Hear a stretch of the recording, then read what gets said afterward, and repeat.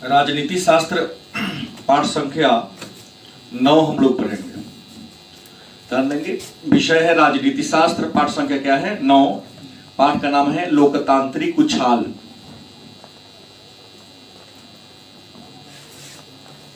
लोकतांत्रिक उछाल तथा गठबंधन की राजनीति।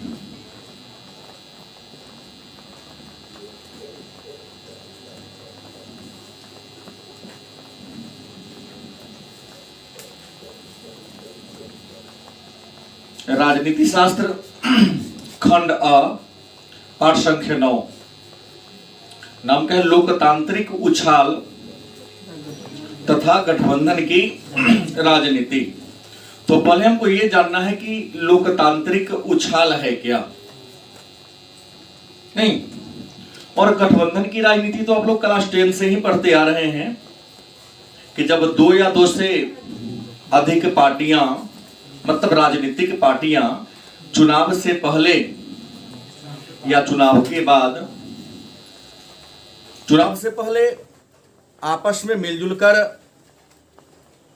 चुनाव लड़ेगी और सरकार बनाएगी, और चुनाव के बाद की बात करें तो चुनाव के बाद की स्थिति में क्या होगा कि चुनाव के बाद गठबंधन बनाएगी और पुनः सरकार का गठन करेगी। तो जब 2 या 2 से अधिक पार्टियां चुनाव से पहले या चुनाव के बाद आपस में मिलजुल कर सरकार का निर्माण करे, सरकार का गठन करे, तो वैसी ही राजनीति को हम, या वैसी स्थिति को हम गठबंधन की राजनीति कहते। गलत है? सही। दूसरा प्रश्न है लोकतांत्रिक उछाल क्या है। अच्छा, एक बात आप सभी जानते हैं कि लोकतंत्र जनमत पर आधारित शासन है।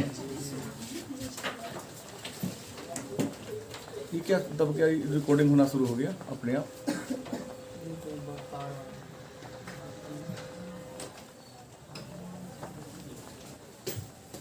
लोकतांत्रिक उछाल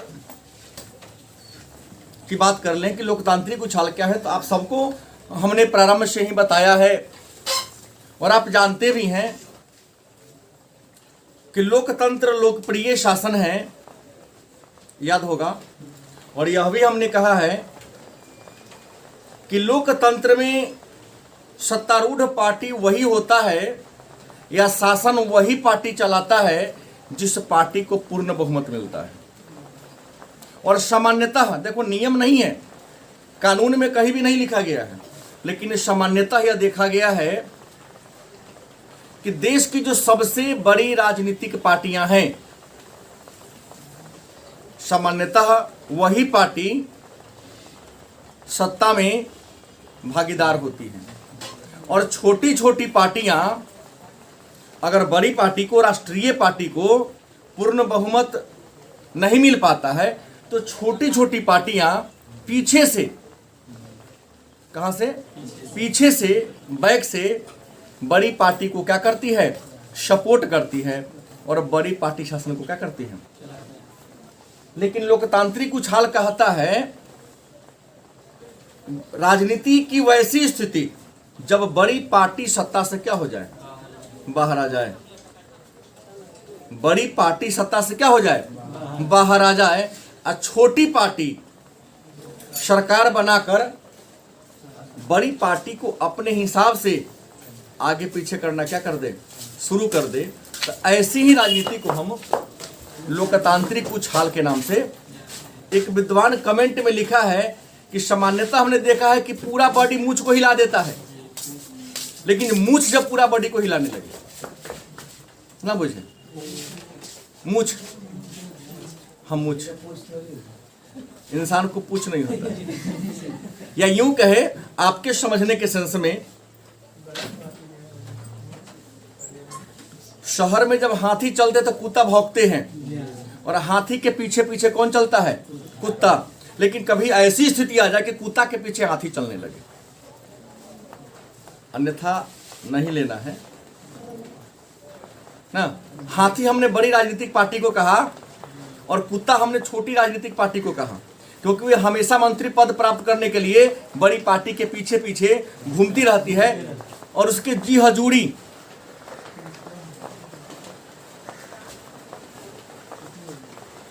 बार बार अपने आप रिकॉर्डिंग करके ये कर ले रहा हूँ। वीडियो कट नहीं रहा है, वीडियो चल ही रहा है, टच करना पड़ेगा। फिर मुद्दे पर आइए। तो लोकतांत्रिक उछाल क्या है इस बात को भी जान गए। अच्छा, एक बात आप जानते हैं कि 1945 ईस्वी की कहानी है कि जब संपूर्ण विश्व शीत युद्ध के आगोश में आ गया। 1945 की कहानी मैं आपको बता दूं कि संपूर्ण विश्व शीत युद्ध के आगोश में क्या हो गया, आ गया। विश्व दो राजनीतिक विचारधाराओं में बट गया। एक पूंजीवादी विचारधारा जिसके अगुआ, जिसके मुखिया संयुक्त राज्य अमेरिका था, और दूसरा समाजवादी या साम्यवादी विचारधारा जिसके प्रवर्तक, जिसके अगुआ पूर्व सोवियत संघ था। सिचुएशन कंडीशन 1950 के दशक में इतना भारी हो गया, इतनी भयावह हो गई कि लग रहा था कि अब थर्ड वर्ल्ड वार हो जाएगा। विचारधाराएं या यूं कहें कि अमेरिका इतने सैनिक गुट बनाने लगे, सोवियत रूस भी गुटबंदी करना शुरू कर दिया। जब यूरोप से शीत युद्ध का केंद्र दक्षिण पूर्व एशिया में आने लगा तो लगा कि अब थर्ड वर्ल्ड वार हो ही जाएगा। खैर जैसे हो, थर्ड वर्ल्ड वार से विश्व को इन दोनों ही देशों ने बचाने का क्या किया, पूरा प्रयास किया। लेकिन एक बात हुई कि शीत युद्ध 1945 में जरूर प्रारंभ हुआ, लेकिन 1991 की कहानी मैं आपको बता दूं। 1991 ईस्वी में सोवियत संघ क्या हो गया, कमजोर हो गया। शायद सोवियत संघ क्या हो गया, कमजोर हो गया। और इस कमजोरी का परिणाम यह हुआ कि सोवियत रूस 15 राजनीतिक खंडों में क्या हो गया, बट गया। और जैसे ही 15 राजनीतिक खंड में सोवियत रूस क्या हो गया, बटा, तो समाजवादी शिविर कमजोर पड़ा और संयुक्त राज्य अमेरिका का संपूर्ण विश्व के राजनीति पर दबदबा क्या हो गया, बढ़ गया, मतलब प्रारंभ हो गया। आगे की चर्चा कर दूं। जहां 1991 ईस्वी में समाजवाद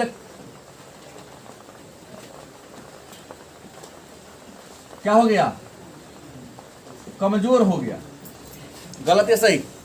जहां 1991 ईस्वी में समाजवाद क्या हो गया, कमजोर हो गया, वहीं आप सब इस बात से पूरी अवगत हैं, इस बात का पूरा ज्ञान रखते हैं कि 1991 ईस्वी में एक नई विचारधारा आया। कौन?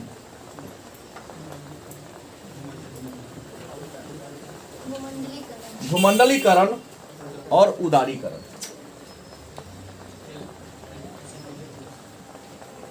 गलत सही? 1991 ईस्वी में भूमंडलीकरण और उदारीकरण की प्रक्रिया संपूर्ण विश्व में बड़ी तेज गति से फैलने लगी। और इस भूमंडलीकरण और उदारीकरण में समाजवादी विचारधारा, साम्यवादी विचारधारा चलने वाला नहीं था, क्योंकि भूमंडलीकरण और उदारीकरण के साथ एक और विचारधारा आया था, निजीकरण। क्योंकि निजीकरण की शुरुआत ही भूमंडलीकरण और उदारीकरण से मानी जाती है। यह तो सीधा भूमंडलीकरण और उदारीकरण ने स्पष्ट कर दिया, क्लियर कर दिया कि विश्व में साम्यवाद या समाजवाद का दबदबा नहीं होगा, पूंजीवाद का दबदबा होगा। कि जिसके पास सामर्थ्य है, जिसके पास पूंजी है, जिनके पास योग्यता है, जिनके पास तकनीक है, वो अपने आप को स्टेबल कर जाएगा, और जिसके पास नहीं है वो क्या हो जाएगा, बिखर जाएगा। मतलब एक विद्वान है, कौन? चार्ल्स डार्विन कि लैमार्क का विचार यहाँ भी काम कर रहा है कि सर्वाइवल ऑफ द फिटेस्ट का सिद्धांत। जब उदारीकरण, निजीकरण, भूमंडलीकरण आया तो विश्व में वही देश आगे बढ़ पाएगा जो देश बदलाव के अनुसार अपने आप को क्या कर रहा है, बदल रहा है। नहीं, जैसे आपके पास मोबाइल है तो मोबाइल है उसको अपडेट ना करे, समय समय पर मोबाइल को अपडेट करना पड़ता है। गलत है सही? अगर आप अपडेट कर पाओगे तो आपका मोबाइल काम करेगा, अपडेट करना छोड़ दो आपका मोबाइल हैंग करना शुरू कर देगा। गलत बोल रहा हूं? वैसे ही जब 1991 90 के दशक में 1991 ईस्वी में भूमंडलीकरण उदारीकरण आया तो भूमंडलीकरण और उदारीकरण ने समाजवाद के कमर को क्या कर दिया, तोड़ दिया। और भूमंडलीकरण उदारीकरण ने एक बात लैमार्क के विचार को यहां सिद्ध करने का प्रयास किया। कौन? तो सर्वाइवल ऑफ द फिटेस्ट। क्या कि आप यदि वातावरण में रहना चाहते हैं तो वातावरण के अनुसार अपने आप को क्या करना पड़ेगा, चेंज करना पड़ेगा, बदलना पड़ेगा। तो जो देश बदला बहुत आगे निकल गया। आज इसने बदलाव को स्वीकार नहीं किया, जैसे हमारा इंडिया ने भी नहीं स्वीकार किया उस समय, आज भी स्वीकार करने को तैयार नहीं है कुछ लोग निजीकरण को। आज भी कुछ ऐसे विचारधारा के लोग हैं जो संरक्षणवादी नीति को बरकरार रखना चाहते हैं। और जब तक संरक्षणवादी नीति रहेगी तब तक व्यक्ति को स्वावलंबी होने का अवसर नहीं मिलेगा। और जब व्यक्ति स्वावलंबी नहीं होगा वो आगे बढ़ेगा क्या? नहीं बढ़ेगा। तो विश्व के कई देशों ने अपनाया, आगे बढ़ गया। खैर मुद्दे को छोड़िए, हमको तो यहाँ लेना है लोकतांत्रिक उछाल तथा गठबंधन की राजनीति। लेकिन लोकतांत्रिक उछाल में इस मुद्दा से हमको लेना देना था, बदलाव से लेना देना था, इसलिए मैंने आपको कह दिया। तो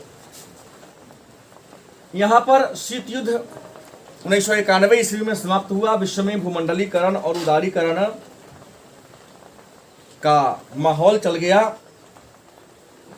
और आपको बता दें कि आपको मैं पहले से ही पढ़ाते आ रहा हूं कि 1952 ईस्वी में भारत में पहली बार आम चुनाव हुआ था। पहला आम चुनाव 1952 में, दूसरा आम चुनाव 1957 में, तीसरा आम चुनाव 1962 में हुआ था। और तीनों ही आम चुनाव के समय कांग्रेस पार्टी का नेतृत्व पंडित जवाहरलाल नेहरू के हाथ में था। और पंडित जवाहरलाल नेहरू का व्यक्तित्व इतना आकर्षक और चमत्कारी था कि केंद्र में भी कांग्रेस के पूर्ण बहुमत की सरकार बनती थी और राज्य में भी कांग्रेस की ही पूर्ण बहुमत की क्या बनती थी, सरकार बनती थी। लेकिन आपको हमने बताया है कि 27 मई 1964 को नेहरू का क्या हो जाता है, 27 मई 1964 ईस्वी को भारत के पहले प्रधानमंत्री पंडित जवाहरलाल नेहरू का निधन हो जाता है।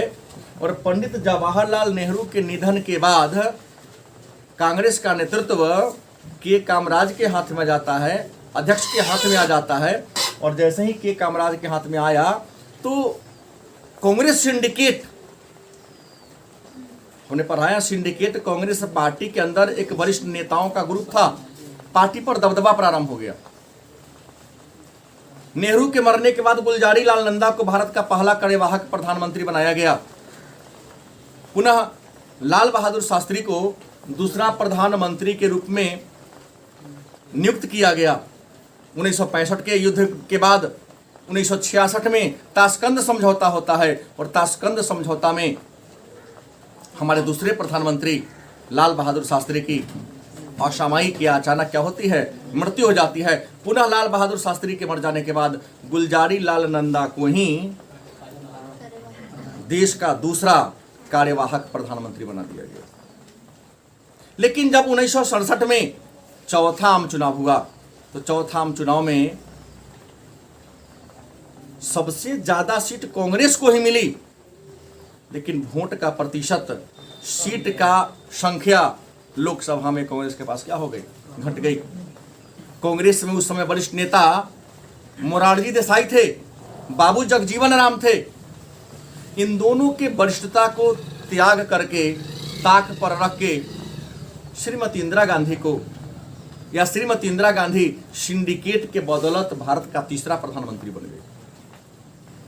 सही बात है, इस बात को पहले भी मैं चर्चा कर चुका हूं। श्रीमती इंदिरा गांधी जब भारत का प्रधानमंत्री बन गई तो कुछ कांग्रेस के भीतर जो वरिष्ठ लोग थे उनके मन में इंदिरा के प्रति खेद दुख पैदा हुआ। कांग्रेस के प्रति नेहरू जी के काल में जो उनके मन में भक्ति थी, इंदिरा के प्रति वो भक्ति ना रही। इंदिरा गांधी भी इस बात को क्या हो गया, भाप गया, और 1969 ईस्वी में कांग्रेस के वरिष्ठ नेताओं का जो ग्रुप था सिंडिकेट, उसे क्या कर दिया, भंग कर दिया, तोड़ दिया। जैसे ही सिंडिकेट की समाप्ति हुई तो कांग्रेस के जितने भी वरिष्ठ नेता थे कांग्रेस को क्या कर दिया, छोड़ दिया। कांग्रेस दो ग्रुप में बंट गया, एक पुरानी कांग्रेस और एक नई कांग्रेस। पुरानी कांग्रेस के सभी नेता मतलब वरिष्ठ नेता लोग छोटी छोटी पार्टियों को क्या कर दिया, सपोर्ट कर दिया, और सभी क्षेत्रीय और छोटी छोटी पार्टियों के साथ मिलकर इंदिरा गांधी को सत्ता से हटाने के लिए एक बहुत बड़ा संधि किया। उस संधि का नाम है विशाल संधि। क्या नाम है? ग्रांड अलायंस, विशाल संधि किया। और जहां भी चुनाव होता, चुनावी रैली होता, चुनावी सभाएं होती, वहां पर इंदिरा गांधी के विरोधी एक ही नारा लगाते, इंदिरा हटाओ देश बचाओ। ऐसा नारा लगाना क्या कर दिया, शुरू कर दिया, प्रारंभ कर दिया। लेकिन यहां पर एक बात हुई, बात यह हुई इंदिरा गांधी भी सिचुएशन को समझी और पांचवा आम चुनाव जो 1972 में होने वाला था, एक वर्ष पहले ही लोकसभा को क्या कर दिया, भंग करवा दिया। और लोकसभा को भंग करवा करके 1971 में ही आम चुनाव को करवा दिया, मतलब कह सकते इसको मध्यावधि चुनाव करवा दिया। और इसका परिणाम यह हुआ, इंदिरा गांधी ने नारा दिया, गरीबी हटाओ देश बचाओ का नारा दिया, और पुनः सत्ता में क्या हो गई, पूर्व बहुमत से आ गई, जिसे इंदिरा लहर के नाम से जाना गया। 72 में कई राज्यों में विधानसभा का भी चुनाव करा दिया, और वहां भी इंदिरा गांधी मतलब कांग्रेस पूर्ण बहुमत में क्या हो गई, आ गई। लेकिन 1972 के बाद या 1970 के दशक में देश में कुछ ऐसी राजनीतिक और आर्थिक स्थिति में बदलाव हुआ, जैसे 71 में पाकिस्तान से लड़ाई हो गया। 1972 में अंतर्राष्ट्रीय बाजार में कच्चा तेल का कीमत क्या हो गया, बढ़ गया। 1974 में भारत ने राजस्थान के पोखरण से अपना पहला परमाणु परीक्षण कर लिया। तो देश की आर्थिक स्थिति क्या हो गई, चरमरा गई।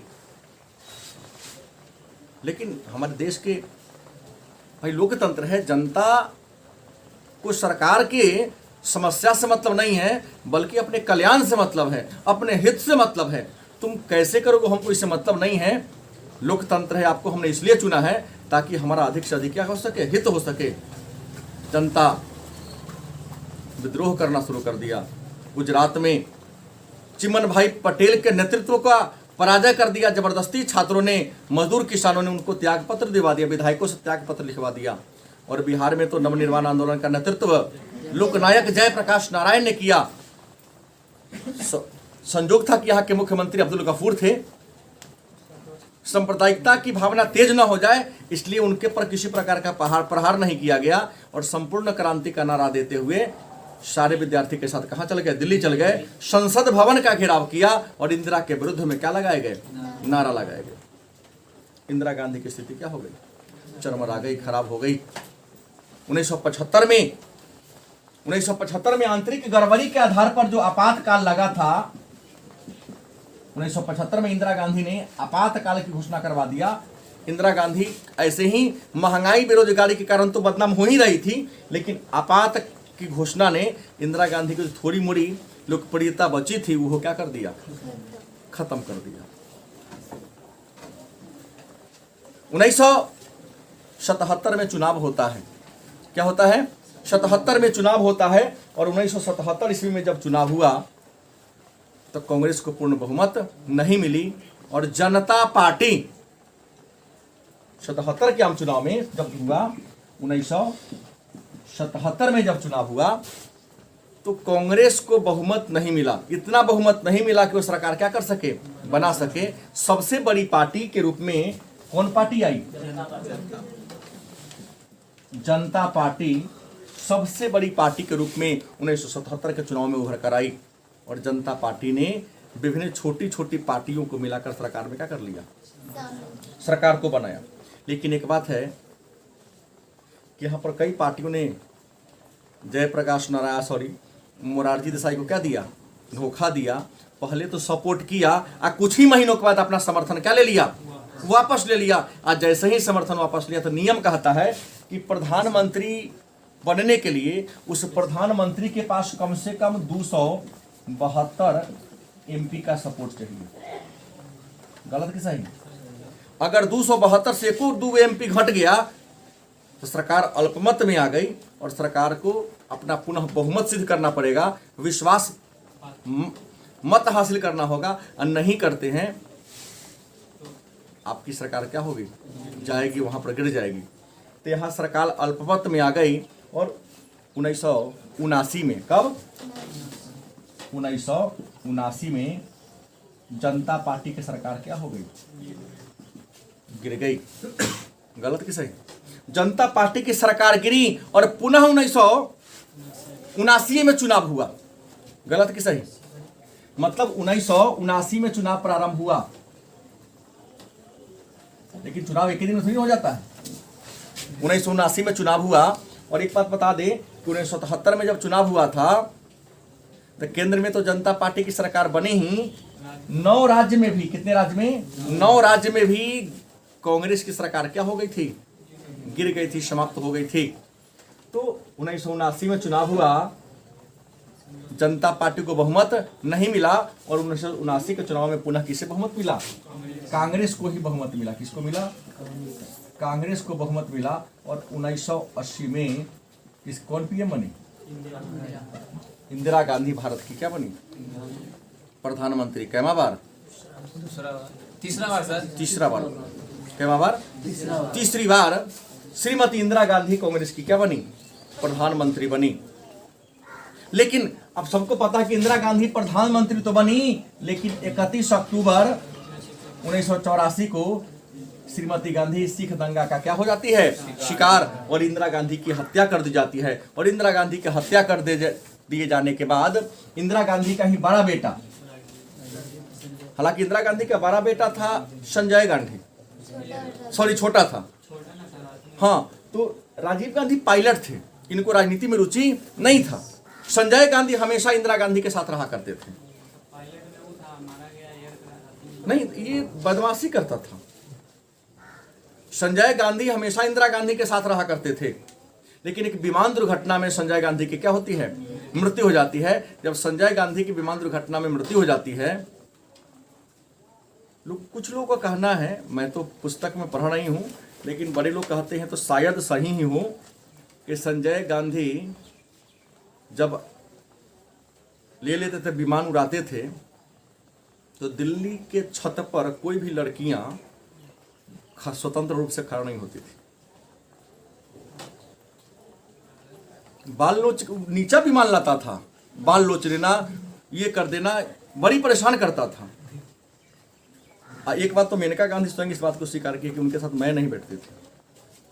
ऐसे विमान, मतलब आर्मी की तरफ विमान को पलटा के, जैसे तो आप लोग जीजक चलाते वैसे चलाते थे। इसी क्रम में एक बार लाए, कंट्रोल नहीं हो पाया, क्या हो गया, क्रैश हो गया। तो संजय गांधी रहते तो राजीव गांधी पीएम नहीं बनते, संजय गांधी ही बनते। और आपको बता दें, इंदिरा गांधी जब प्रधानमंत्री रही तो इंदिरा गांधी नाम का पीएम थी, चलता संजय गांधी का ही था। संजय गांधी जो चाहते थे वही होता था।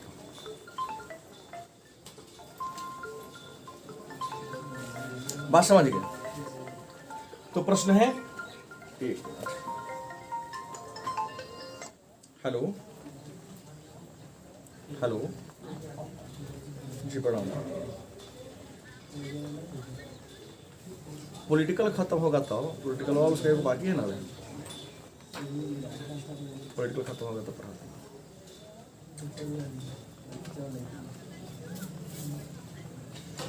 उसी का ना टॉपिक वही है, टॉपिक बताइए ना, वही किताब में है कि नहीं। ठीक, तो हमने कहा कि 31 अक्टूबर 84 को इंदिरा गांधी की क्या हो गई, मृत्यु हो गई। और उससे पहले इंदिरा गांधी के मरने से पहले इंदिरा गांधी का बेटा संजय गांधी क्या हो चुका था, मर चुका था। तो इंदिरा गांधी के पास एक ही बेटा जिंदा रह गया था, कौन थे, राजीव गांधी। राजीव गांधी उम्र में क्या थे, बड़े थे, संजय गांधी छोटे थे। तो 1984 ईस्वी में इंदिरा गांधी के मरने के बाद कौन प्रधानमंत्री बना, राजीव गांधी पीएम बने। और आपको बता दें जब चुनाव हुआ तो राजीव गांधी को 415 सीट मिला था। कितना सीट मिला था? भारत के इतिहास में रिकॉर्ड है ये। लेकिन यहां पर क्या मिला था? मतलब कौन सीट कहते हैं इसको?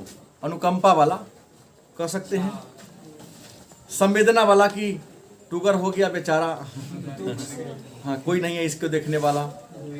कई लोगों ने हालांकि कमेंट किया था कि हवाई जहाज चलाने वाला देश को क्या चलाएगा। राजीव गांधी ने भाषण में कहा था कि मछली के बच्चा को कोई तैरना नहीं सिखाता है। खानदानी शासक, सही बात है। जिसके नाना प्रधानमंत्री रहे, जिसकी मां प्रधानमंत्री रही, इसके तो खून में शासन करने का गुण था ही। गलत तो नहीं कहा उन्होंने कि मछली के बच्चा को कोई तैरना सिखाता नहीं है। किसी ने कमेंट किया था कि हवाई जहाज चलाने वाले देश को क्या चलाएगा। ये हवाई जहाज की कुर्सी थोड़ी ना है, ये देश के करोड़ों जनता वाला का दिया हुआ कुर्सी है। अनेक सारी समस्याएं हैं। खैर 415 को सीट यहाँ राजीव गांधी को क्या हुआ? मिला। लेकिन आपको पता है ना कि राजीव गांधी पहली बार तो पीएम बने, लेकिन राजीव गांधी के नेतृत्व में दूसरी बार 1988 में चुनाव हुआ था। 88-79 में, सॉरी 1988 कहो और 89 कहो, चुनाव हुआ तो कांग्रेस को उतना सीट नहीं मिल सका। कांग्रेस को पूर्ण बहुमत नहीं मिल सका। कांग्रेस को जब पूर्ण बहुमत नहीं मिला तो परिणाम क्या हुआ है? राजीव गांधी ने सरकार बनाने से क्या कर दिया? इनकार कर दिया। गेट हटा दीजिए। अब प्रश्न है कि क्यों नहीं मिला? अचानक 415 सीट था और अचानक अगली बार चुनाव में 272 सीट भी पार्टी को न मिलना कुछ ना कुछ सूचित करता है, कुछ ना कुछ कहना चाहता है। क्या कहना चाहता? सुन लीजिए। तो कहना ये चाहता है कि जब इंदिरा गांधी मरी तो इंदिरा गांधी के मरने के बाद कांग्रेस में एक से बढ़कर एक नेता थे। गलत कि सही? लेकिन पीएम किसे बनाया गया? तो कांग्रेस के जो अन्य नेता थे उनके मन में भावना बैठ गई कि कांग्रेस अब परिवारवाद पर बढ़ावा दे रही है। गलत कि सही? कांग्रेस पार्टी में अगर हम रहेंगे तो कभी कल्याण होने वाला नहीं है। जैसे उदाहरण ले सकते हैं, उत्तर प्रदेश में समाजवाद परिवारवाद में ही बदल गया है। हमारे बिहार में आरजेडी परिवारवाद की ओर जा रहा है और परिवारवाद ही इन पार्टियों के पतन का कारण हो रहा है। शायद ऐसा विद्वान भी लिखते हैं। तो कांग्रेस भी यहां राजीव गांधी के नेतृत्व में, मतलब इंदिरा मर गई तो क्या जरूरत था कि राजीव ही बनेंगे? राजीव गांधी को ऊपर लाया गया और कांग्रेस जो आम जनता का संगठन था, कांग्रेस का मतलब होता है लोगों का समूह, एक निजी संगठन में क्या हो गया? बदल गया। और कांग्रेस में वही होने लगा जो कांग्रेस परिवार चाहती थी। अध्यक्ष नहीं, परिवार चाहती थी। और अध्यक्ष के पद पर उसी व्यक्ति को बैठाया जाता था जो कांग्रेस परिवार के हुआ करता था। जैसे ही राजीव गांधी को सीट न मिला तो इस समय कांग्रेस के जो सबसे वरिष्ठ नेता थे उनका नाम था बीपी सिंह। क्या नाम था? बीपी सिंह। कांग्रेस के वरिष्ठ नेता थे। या राजीव गांधी से क्या हो गए? नाखुश हो गए। भाई पहला बार 415, दूसरा बार आपको 272 सीट नहीं मिला, मतलब आपके नेतृत्व में दम नहीं है, आपके नेतृत्व में क्या है? काबिलियत नहीं है। तो बीपी सिंह राजीव गांधी से क्या हो गए? असंतुष्ट हो गए। और असंतुष्ट होकर बीपी सिंह ने नया पार्टी बना लिया जिसका नाम क्या था? जन मोर्चा। कौन पार्टी बनाया? जन मोर्चा नामक पार्टी बना लिया 1988 में। कब बनाया? 1988 में बीपी सिंह ने 1988 में जन मोर्चा नामक क्या बना दिया? इन्होंने पार्टी बना दिया। और इसी पार्टी में एक नया पार्टी मिल गया। उस नया पार्टी का नाम था जनता दल। कौन मिल गया? जन मोर्चा में जनता दल क्या हो गया? मिल गया। और जनता दल मिल करके सरकार का निर्माण कर लिया। लेकिन यह सरकार भी, जन मोर्चा का सरकार भी अधिक दिनों तक क्या हुआ? नहीं चल सका। क्या हुआ? नहीं चल सका। इस बात को थोड़ा सा और आगे बढ़ाएं कि हमने कहा कि राजीव गांधी परिवारवाद की ओर चलने लगा तो उत्तर प्रदेश में भी मुलायम सिंह का नाम मैं ले लिया हूँ, बिहार में भी 1997 में लालू प्रसाद जी वाली पार्टी आ ही गई। तो यहाँ जब अलग अलग पार्टी बनने लगी तो सब पार्टी क्या देखा कि हम अपने समुदाय के हित की बात करेंगे तो हम भी सत्ता में क्या कर जाएंगे, आ जाएंगे। जैसे 1980 की बात करें, बीजेपी हिंदुत्व का आधार मानकर, हिंदुत्व को प्रश्रय देकर भारतीय जनता पार्टी सत्ता में आना चाहा। वहीं पर मुलायम सिंह अल्पसंख्यक को, हिंदुत्व नहीं, मुसलमान, अल्पसंख्यक मतलब मुसलमान, अल्पसंख्यक को अपने पक्ष में कर कर, अपने हित में कर कर, आपको बता दे 1987-88 की कहानी है कि जब साधु संतों ने अयोध्या में बाबरी मस्जिद को तोड़ने का प्रयास किया 87-88 में, कि नहीं हमारे तो राम जी का मंदिर है, बाबर ने तो नमाज पढ़ के उसके सेनापति मीर बकी ने यहाँ पर मस्जिद का रूप दिया। रियल बात यही था, अब तो सिद्ध भी हो चुका है। तो साधु संतों ने कहा कि हम बाबरी मस्जिद को क्या कर देंगे, तोड़ देंगे, और बाबरी मस्जिद को तोड़कर यहाँ पर राम मंदिर का क्या करेंगे, निर्माण कराएंगे। मुलायम सिंह यादव सोचा कि अगर कहीं बाबरी मस्जिद टूट गया तो हम कभी सत्ता में क्या होंगे। तो मुलायम सिंह यादव जो था वह अल्पसंख्यक को आधार मान लिया और कांसीराम इन्होंने दलितों के हित को, दलितों को अपना मुख्य हथियार के रूप में प्रयोग किया। तो मुलायम सिंह मुसलमानों को और कांसीराम दलितों के हित को साधने के लिए मुलायम सिंह ने एक पार्टी बनाई, समाजवादी पार्टी, और कांसीराम ने बहुजन समाजवादी पार्टी। इसका पहले नाम था DS4, बहुजन समाजवादी पार्टी। इसी का नेता कौन है, मायावती। कौन है, मायावती। ये दोनों ने कर लिया। इन्होंने सोचा कि दलितों को आधार लेकर हम आगे बढ़ेंगे, ये मुसलमानों को लेकर, इसलिए साधु संत जब बाबरी मस्जिद को तोड़ने गए, पुलिस से क्या कर दिया, बढ़िया से पिटवा दिया। पुलिस से क्या कर दिया, खूब बढ़िया से पिटवा दिया। लेकिन आपको बता दें 1991 ईस्वी में उत्तर प्रदेश का मुख्यमंत्री कौन बना, कल्याण सिंह बना। यहाँ पर हिंदुत्व का मुद्दा टाइट हो गया। इन्होंने जब साधु संतों को पिटवा दिया, अगला बार उत्तर प्रदेश में जब चुनाव हुआ तो मुलायम सिंह चुनाव में क्या हो गए, हार गए। क्योंकि यहाँ जब चुनाव हुआ तो मुलायम सिंह और मायावती दोनों मिलकर सरकार बनाई थी। तो अगला बार चुनाव हुआ तो उत्तर प्रदेश में हिंदुओं की आबादी क्या है, ज्यादा है। तो सारा हिंदू पहले बटे हुए थे। जैसे ही मुलायम सिंह ने साधु संतों को पिटवा दिया तो सारा हिंदू क्या हो गया, एक हो गया। और सारा हिंदू एक होकर भारतीय जनता पार्टी के नेतृत्व में कल्याण सिंह उत्तर प्रदेश का क्या बन गए, मुख्यमंत्री बन गए। और जैसे उत्तर प्रदेश का मुख्यमंत्री बने तो आपको बता दें कहानी 1992 की है ना, 1992 ईस्वी की कहानी है कि कल्याण सिंह जब प्रधानमंत्री मुख्यमंत्री बने उस समय नरसिंह राव भारत के क्या थे, प्रधानमंत्री थे। साधु संत कहाँ पहुंच गए, अयोध्या पहुंच गए। और जो बाबरी मस्जिद था कुछ ही घंटों में क्या कर दिया, ढहा दिया। नारा दिया था जय श्री राम 100 ग्राम पूरा को ढहा दिया। पूरा अपना कमंडल में ईटा उटा कस के ले अपना घर चला कि पत्ते न चले यहाँ कोई मस्जिद था। 100 ग्राम सामान लेके चल चलो, ईटा का टुकड़ी, ताकि जांच वाला आए तब पते न चले कि ईटा के कबरा कहाँ गया, मलबा कहाँ गया। तो प्रश्न क्या हुआ कि 1992 ईस्वी में कल्याण सिंह की सरकार ने बाबरी मस्जिद को भी टूटने से बचा नहीं सका। मतलब एक बात आ रहा है कि लोकतांत्रिक उछाल में छोटी छोटी पार्टियां किसी न किसी जाति और किसी न किसी धर्म का आधार मानकर अपने आप को सत्ता में क्या की, लाने का प्रयास किया। अब यहां हुआ क्या, तो हमने पहले ही परिभाषा दे दी है लोकतांत्रिक उछाल क्या है। तो यहाँ सब बात जानने के बाद एक परिभाषा हमारे सामने आ जाता है लोकतांत्रिक उछाल क्या है। तो जब बड़ी बड़ी पार्टियां सत्ता से क्या हो जाए, बाहर हो जाए, और छोटी छोटी पार्टियां बड़ी पार्टियों के सपोर्ट से शासन व्यवस्था को क्या करने लगे, चलाने लगे। जिसे क्या आ गया, जैसे हमने कहा कि जन मोर्चा की सरकार बनी बीपी सिंह के नेतृत्व में, तब कांग्रेस ने बाहर से सपोर्ट किया। राजीव गांधी कहा कि हम प्रधानमंत्री बनेंगे नहीं, लेकिन हम तुमको बाहर से क्या करेंगे।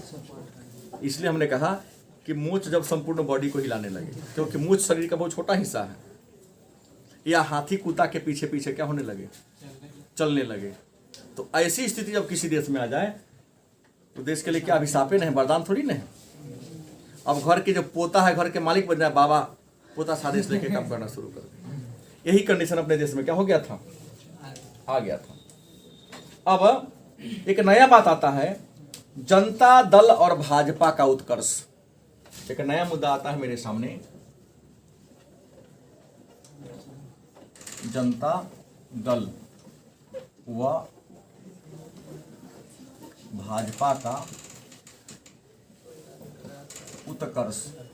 जनता दल क्या है, जनता दल एक राजनीतिक पार्टी का नाम है, और भारतीय जनता पार्टी भी एक राजनीतिक पार्टी का नाम है। तो आपको बता दें, हम जनता दल की बात करें तो जनता दल का गठन 1977 ईस्वी में जयप्रकाश नारायण के नेतृत्व में हुआ था। गलत कि सही? जनता दल और भाजपा भारतीय जनता पार्टी का गठन थे तो कई नेता, लेकिन मुख्य थे अटल बिहारी वाजपेयी, लालकृष्ण आडवाणी 1980 ईस्वी में। बच्चे कंफ्यूज होते हैं, याद रखेंगे जनता दल अलग है या भारतीय जनता पार्टी? जनता पार्टी भी अलग है, जनता दल भी अलग है। ये नहीं कि सर जनता पार्टी को दल लिख दिए होंगे, नहीं, जनता दल अलग है, जनता पार्टी अलग है, भारतीय जनता पार्टी अलग है। तो जनता दल का गठन और भारतीय जनता पार्टी का गठन 1980 में हुआ।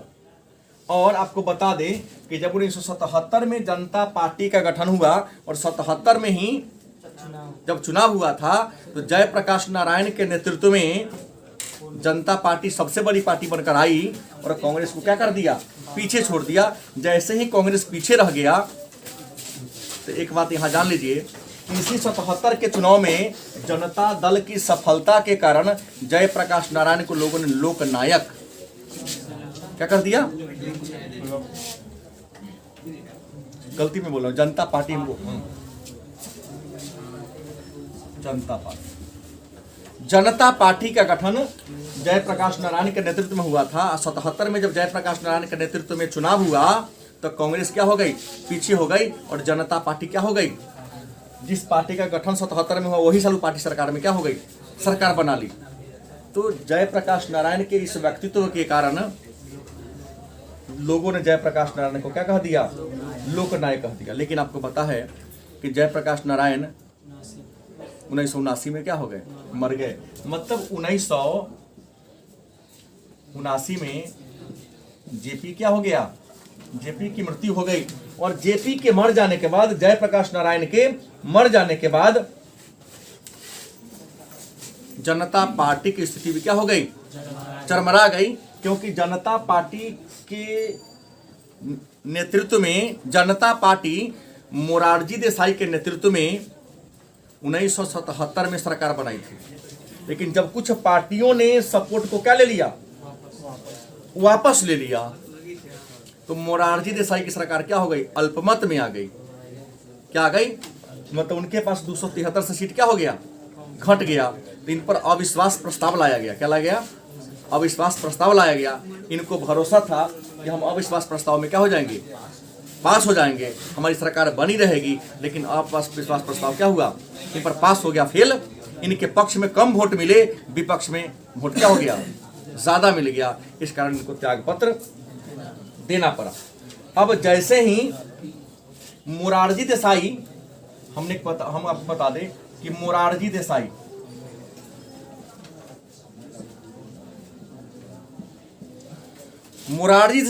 जब त्याग पत्र दे दिया, तो मोरारजी देसाई के त्याग पत्र देने के बाद अगला पीएम कौन बने,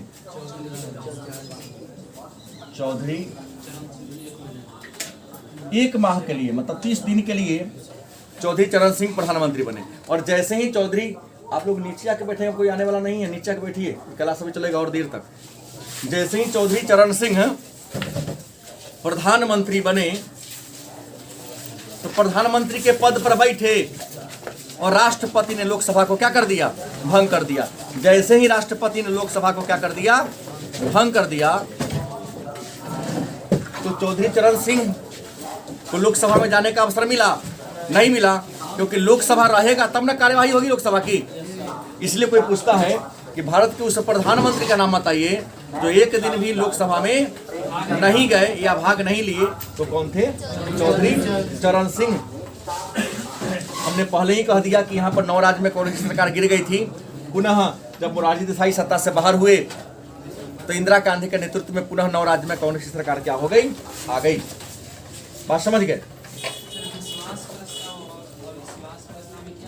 है विश्वास, मतलब विश्वास और अविश्वास में क्या अंतर है? आपने कहा विश्वास प्रस्ताव, दूसरा क्या है? अविश्वास।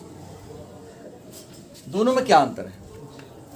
तो विश्वास प्रस्ताव और अविश्वास प्रस्ताव में बहुत ज्यादा अंतर है, कई का अंतर नहीं है। जैसे कोई व्यक्ति जब प्रधानमंत्री कई पार्टियों के समर्थन से सरकार बनाता है और मान लो कि इस पार्टी जो गठबंधन पार्टी है विचारधारा में टकराव हो गया, तो जैसे ही विचारधारा में टकराव होता है तो जो विरोधी पार्टी होता है वह लोकसभा अध्यक्ष को कहता है कि हम सरकार के विरुद्ध वोटिंग कराएंगे, अविश्वास प्रस्ताव लाएंगे, क्योंकि इनके पास 273 गो एमपी का सपोर्ट नहीं है। लोकसभा में वोटिंग होता है, अगर वोटिंग में जो सत्तारूढ़ पार्टी है वह जीत गया तो हो गया विश्वास प्रस्ताव पारित हो गया। क्या हो गया? सत्तारूढ़ के लिए विश्वास प्रस्ताव हो गया। सत्तारूढ़ में अगर जीत गया तो विश्वास हो गया कि हमने जनता का विश्वास बना के रखा है। अभी अगर वोट में ओकरा कम वोट मिला तो हो गया अविश्वास, मतलब जनता का हमारा विश्वास। और जैसे ही अविश्वास प्रस्ताव पारित होगा तो प्रधानमंत्री और उनका जो मंत्रिमंडल है एक बार में त्याग पत्र देना पड़ेगा। गलत कि सही? तो ये बात हो गई। तो हमने कहा कि अब 1989 के बाद के राजनीतिक घटनाक्रम पर 2 मिनट के लिए चर्चा कर ले, टॉपिक इन हो जाएगा। हमने कहा 1989 में बीपी सिंह के नेतृत्व में जन मोर्चा की सरकार बनी। मतलब एक बार आपको याद दिला दूं कि 1989 में किस पार्टी ने सरकार बनाया? जन मोर्चा की सरकार बनी। और जन मोर्चा को सपोर्ट किसने किया था? तो जन मोर्चा को सपोर्ट किया था वाम मोर्चा। कौन किया था? वाम मोर्चा प्लस भाजपा। कौन? भाजपा। और बाहर से कर दिया था कौन? कांग्रेस भी, कि हम तुम्हारा विरोध नहीं करेंगे। तो 1989 में जन मोर्चा की सरकार बनी थी। गलती की सही? इसको सपोर्ट कौन किया था? वाम मोर्चा। और यहीं पर जम्मू कश्मीर में वही जो हत्याकांड घटना घटी तब विरोध लोग करता है, तब भाजपा तो उस समय सत्ते में थी, काहे ने विरोध किया? आया है ना कश्मीर फाइल पर, लोगों ने कहा इस समय केंद्र में भाजपा थी कि नहीं थी? तो थी, लेकिन अल्पमत में थी। खैर मुद्दे पर आइए। और प्रधानमंत्री कौन बना?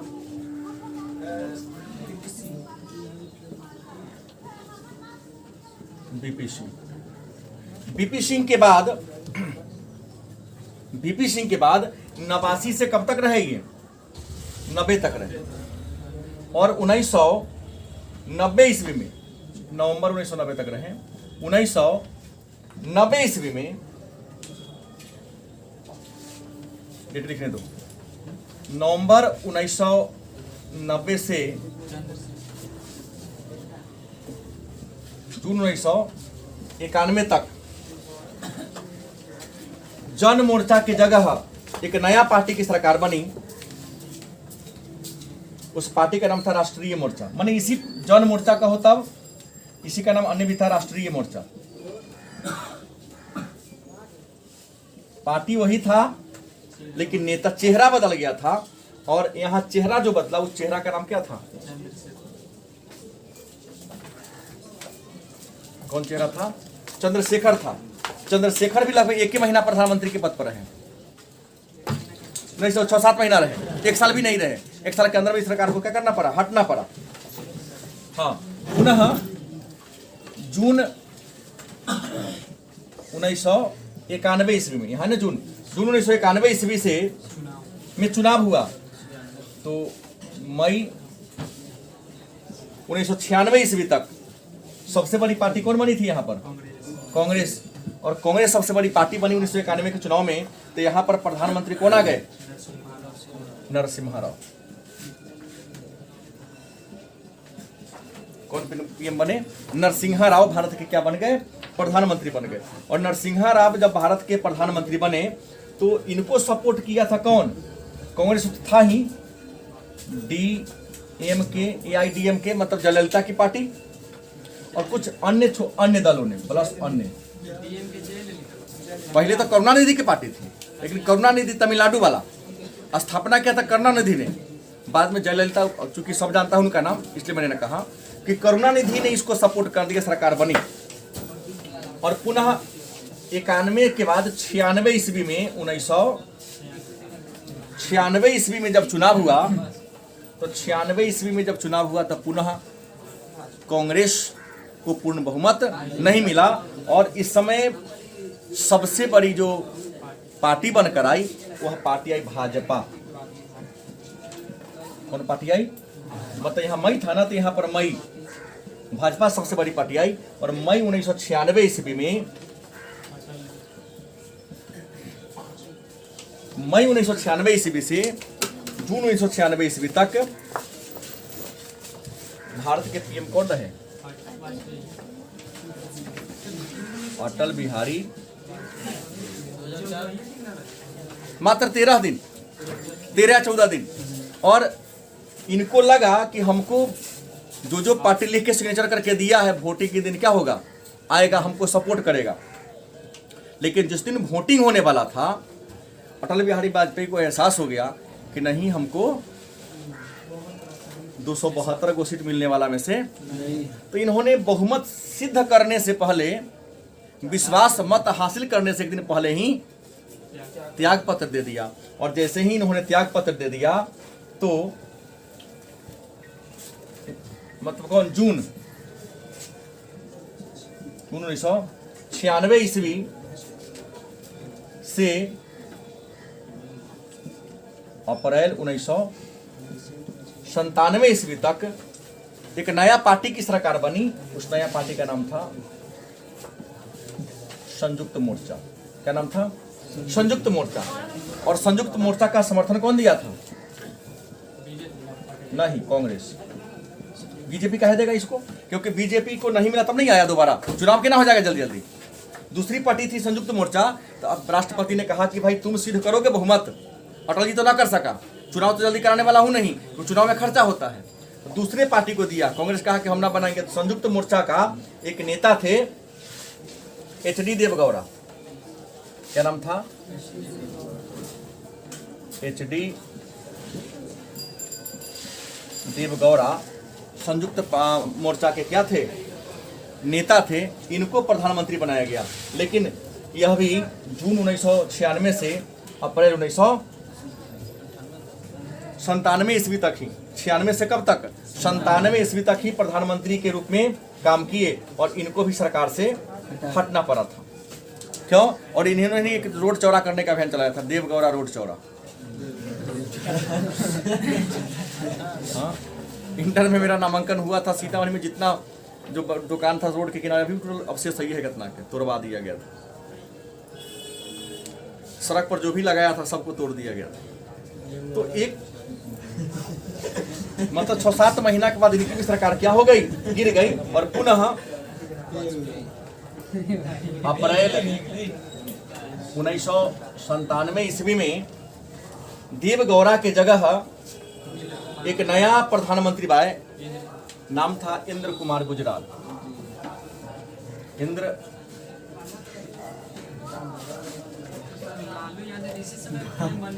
हाँ, यही समय आए थे। इंद्र कुमार गुजराल अप्रैल 1997 ईस्वी में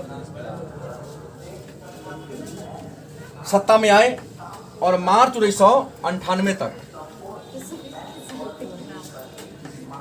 मार्च 1998 98 तक। और यह जो किस पार्टी के थे तो आपको बता दें, यह भी संयुक्त मोर्चा के ही थे। कौन मोर्चा के थे? संयुक्त मोर्चा के थे। और इनको सपोर्ट कौन किया था? कांग्रेस का समर्थन मिला। कांग्रेस के समर्थन पर हुआ। अब देखिए चुनाव हुआ 97 में, 96 में, 91 के बाद 96, 91 96 5 साल चला। 96 में चुनाव हुआ तो सबसे बड़ी पार्टी भाजपा, लेकिन 13 दिन के बाद गिरा लिया। उसके बाद आ गया आपको देवगौड़ा, इहो 6 महीना के बाद गिर गया। अब कौन आया? इंद्र कुमार गुजराल, इहो 6-7 महीना के बाद। लेकिन 97 से 98 लगभग इहो 8-9 महीना के बाद सरकार क्या हो गया? गिर गया। तो राष्ट्रपति ने कहा ना चुनाव करा देते हैं। अब कितना चेहरा बदला जाए? तो इन्होंने भी चुनाव कराने का फैसला ले लिया। और आपको बता दें 1999 ईस्वी में पुनः आम चुनाव हुआ। जब 99 में चुनाव हुआ तो बीजेपी कई पार्टी को मिलाकर एक अपना गठबंधन तैयार किया। उस गठबंधन का नाम था एनडीए। और एनडीए के नेतृत्व में कई पार्टी का सपोर्ट किया। और यह 1999 ईस्वी से 2004 ईस्वी तक अटल बिहारी वाजपेयी पीएम रहे। इस 4-5 वर्षों के शासनकाल में अटल जी ने बहुत सारा काम किया। अब कांग्रेस के मन में हलबली मच गया कि भाई क्या होगा। अब तो 1984 में जो पीएम बना हमारा खानदान का, कोई पीएम बन ही नहीं रहा है, हमको बाहर से सपोर्ट करना पड़ रहा है। वही बात कि मूंछ को पूरा बॉडी हिला रहा है, मूंछ पूरा बॉडी को हिला रहा है। तो कांग्रेस को भी अपना दिमाग ठिकाने पर आया। और कांग्रेस ने भी 2004 में एक नया गठबंधन तैयार किया जिसका नाम क्या था? यूपीए, यूनाइटेड प्रोग्रेसिव अलायंस नामक एक नया ग्रुप, एक नया पार्टी बनाया। और एक नया पार्टी बना करके खुश रहिए 2004 से लेकर 2014 ईस्वी तक सत्ता में कौन रहा? कांग्रेस। और यहाँ जब सत्ता में यूपीए बना तो कांग्रेस को सबसे बड़ी पार्टी होने का गौरव मिला। पुनः लगभग 15-16 वर्ष के बाद इंदिरा सोनिया गांधी कांग्रेस के अध्यक्ष थी, प्रधानमंत्री बनने का सपना देख रही थी। तो कांग्रेस पार्टी के अंदर ही विरोध हो गया कि नहीं, सोनिया गांधी क्या है? विदेशी है। नहीं तो माना मजबूरी में की। रसमलाई कौन नहीं खाना चाहता है? मजबूरी में ना सिंघाड़ा कोई खाता है जी? कहता है ना सर। सोनिया गांधी स्वयं आना चाह रही थी। तो सोनिया गांधी का थोड़ा सा पार्टी के अंदर ही विरोध हुआ कि महिला के नेतृत्व में कुछ लोगों ने तो विदेशी तक कह दिया, जबकि स्टेटमेंट गलत था। सोनिया गांधी 1992 में ही भारत की नागरिक बन चुकी थी। क्या जी? हाँ, नियम के अनुसार। पहले तो थे, लेकिन नियमता कानून में इन्हीं के लिए राजीव गांधी ने संविधान में संशोधन किया। नागरिकता अधिनियम में 86 में संशोधन किया। 86 में संशोधन के तहत बन गई थी, लेकिन कुछ लोगों ने फिर भी न जानने वाले विरोध कर दिया। तो कांग्रेस की सरकार बनी। अब अटल बिहारी वाजपेयी के घुटने में दर्द हो गया, चुनाव प्रचार में उतना सक्षम थे नहीं, तो हुआ कि भाजपा भी नया चेहरा लाए। तो गुजरात के मुख्यमंत्री, जिनको लोग चाय बेचने वाला कहता है, उनको चेहरा को सामने लाया गया। और 2014 में जब चुनाव हुआ, कब? तो हर हर मोदी, घर घर मोदी। अब की बार मोदी सरकार, भाजपा सरकार नहीं, अब की बार मोदी सरकार। ऐसे एक से बढ़कर एक, अंदर आ जाओ ना, एक से बढ़कर एक नारा लगाना शुरू कर दिया गया। इस नारा से पुनः किस पार्टी की सरकार बनी? बीजेपी। और 2014 से लेकर अब तक ये कब तक चलेगा मैं नहीं कह सकता हूँ। कल भी गिर सकता है और अगला चुनाव में भी आ भी सकते हैं। यही इस पाठ में हमको क्या करना है, जानना।